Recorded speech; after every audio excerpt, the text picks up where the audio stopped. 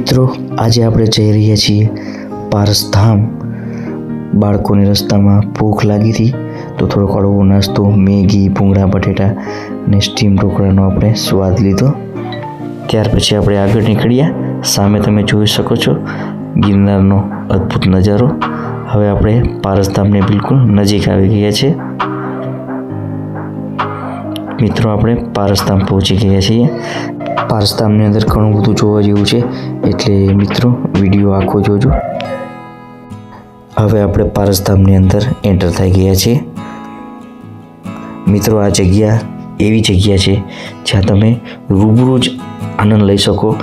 વિડીયોમાં પણ તમને દેખાશો છે કેવી સરસ રોશની છે, પણ અંદર જ્યારે તમે એન્ટર થાઓ છો આ જગ્યામાં ત્યારે તમને એટલી મજા આવે છે જે હું શબ્દોમાં વર્ણી શકું એમ નથી। ખૂબ સરસ મજા આવશે। અહીં આપણને પ્રોજેક્ટર દ્વારા એ સમજાવવામાં આવે છે કે જીવન કેવું હોવું જોઈએ, મનુષ્ય જીવન કેવું જીવવું જોઈએ, શું સારું છે શું ખરાબ છે, આપણે આપણા જીવનને કઈ રીતના ખૂબ સારું બનાવી શકીએ એના વિશે વિસ્તૃતમાં ખૂબ જ સરસ માહિતી આપવામાં આવી છે। તમે જોઈ શકો છો। આગળ પણ ઘણું બધું જોવા જેવું છે, તો વિડીયોમાં બન્યા રહેજો। માણસમાં કેટલી સહનશીલતા હોવી જોઈએ એના વિશે સમજાવવામાં આવે છે। તમે સામે ચિત્રમાં પણ જોઈ શકો છો। મનુષ્યના જીવનમાં ઘણા બધા પ્રોબ્લેમ હોય છે, એ પ્રોબ્લેમમાંથી કઈ રીતના બહાર નીકળવું એના વિશે અહીં સમજાવવામાં આવી રહ્યું છે।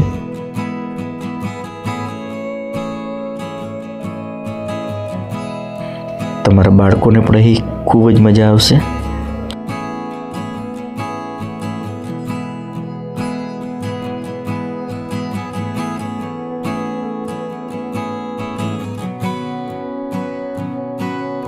અહીં આપણને શું શું કરવાથી શરીર આપણા રોગોનું ઘર બને છે એના વિશે વિસ્તૃતમાં સમજાવવામાં આવે છે।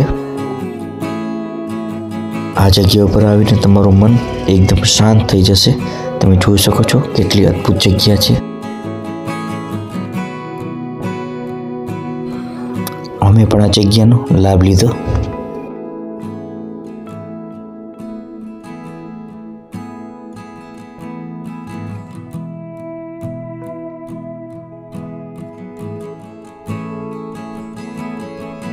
આ જગ્યા વિશે હું તમને જાજી માહિતી નહીં આપું, કારણ કે આનો તમે અહીં આવીને રૂબરૂ જે અનુભવ લેશો તો જ તમને ખરેખર મજા આવશે।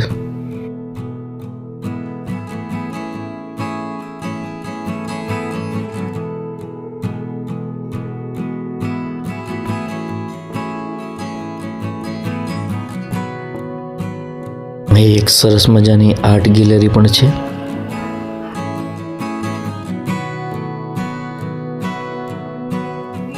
આ ઝાડ જે બોલી રહ્યું છે એ તમે અહીં રૂબરૂ આવીને સાંભળશો તમને ખૂબ જ મજા આવશે।